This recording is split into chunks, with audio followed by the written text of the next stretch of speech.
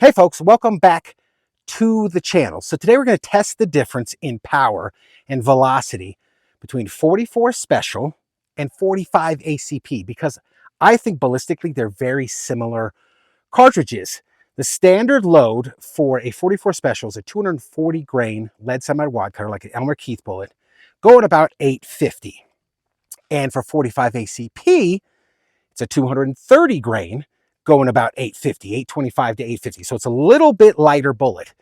Now, caveat, I know somebody's going to come in here and be like, oh, there's 185s, do this. Yes, I know there's a bunch of different weights for both calibers.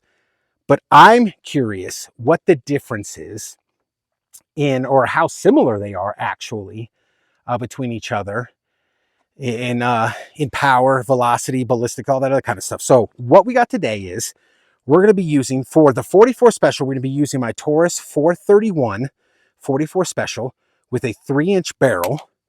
And I got the lead semi-wad cutters right here. All right. And for the 45 ACP, we are going to be using the 3-inch barrel Colt Defender. Now, I know what you're saying. They measure barrel length differently between semi-autos and revolvers. You are correct. The actual length of this barrel from the forcing cone forward is 3 inches. In semi-autos, they measure from the end of the chamber to here. So you actually only get about 2 inches of rifling in this barrel. So you would think there might be less velocity, but I have a solution for that. We're going to test those two first and see the similarity. Then I'm going to bring out my Colt Commander, which is a 4 1/4 inch barrel, which actually has roughly 3 inches of barrel of rifling to test velocity. So we're going to see first between the Taurus 431 and the Colt Defender. So let's check that one out. Let's get a baseline. Let me load up this Colt Defender right quick.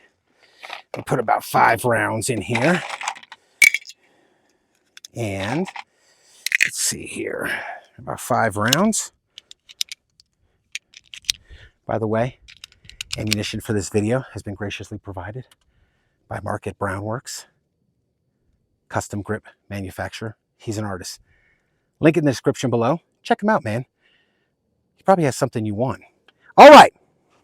Let me set this aside. We're going to go with 5 rounds of the 44 Special first. Let's step back here and just see what we can get. 717. 717. 723. 745. And error. Okay, so we got 4 of them out of there. That's enough to get data. All right. So it was low to mid 7s in there. Now let's test the Colt Defender. Let me reset this.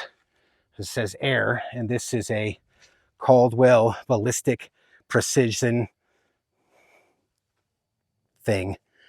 All right, 230 grain out of this short little guy. Nothing. Still nothing. 648. Okay. Oh, we got a problem. Why do we have a problem? Because that case is jacked up. That's why. Yeah. Huh. Okay. We're not getting much data from this sucker. We might have to... 656. Okay, so it's fair to say that it's hovering in the mid 6s. So we have about 75 feet per second more velocity out of the 44 Special with a 10 grain heavier bullet. What's wrong with this cartridge? Huh. All right.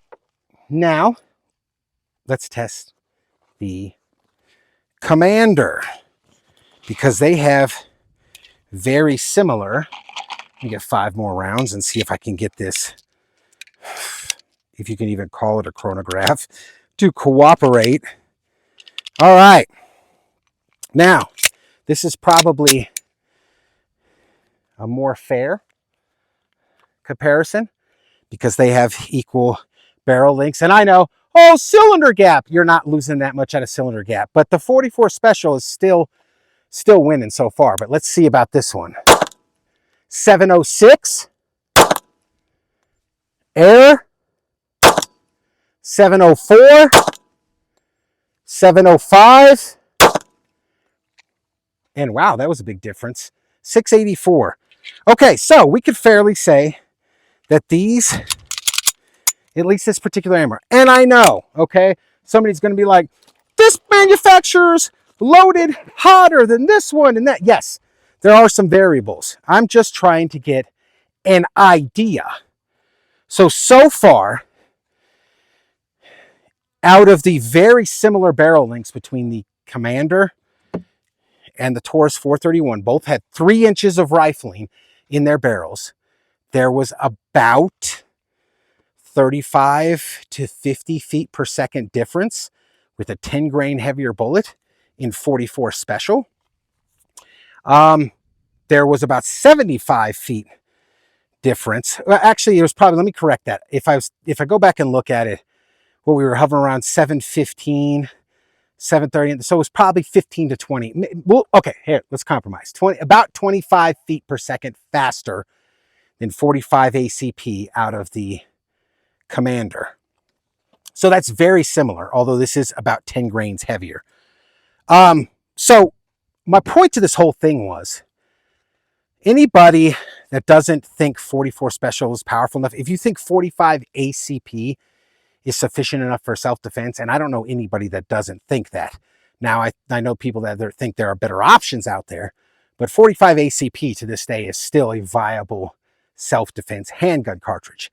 And since the ballistics are very similar with 44 Special, you shouldn't have any issue thinking that 44 Special is not powerful enough. Now, you do have valid points if you say, I don't want to carry a revolver for self-defense. I get that. I don't want only 5 shots. 5 shots is not enough for me. I get that. 44 Special is expensive, and you can't just pick it up at random gun stores. I get that too. Those are all valid arguments on why not to carry a 44 Special. But if you say, because people come in the comments on my other 44 Special videos, and they're like, 44 Special's weak, man. 44 Magnum is... Shut up. Like, you don't know what the hell you're talking about, okay? 44 Special is very similar ballistically to 45 ACP, if not just a skosh better. Now, again, caveat, there are lighter 45 ACP loads. There are lighter 44 Special loads. You can ramp up the 44 Special. If the gun's strong enough, you could ramp it up close to 44 Magnum range. You can ramp it up to really powerful cartridges. Well, not close, within a couple 100 feet per second, but you can make 44 Special very powerful if the guns can handle it.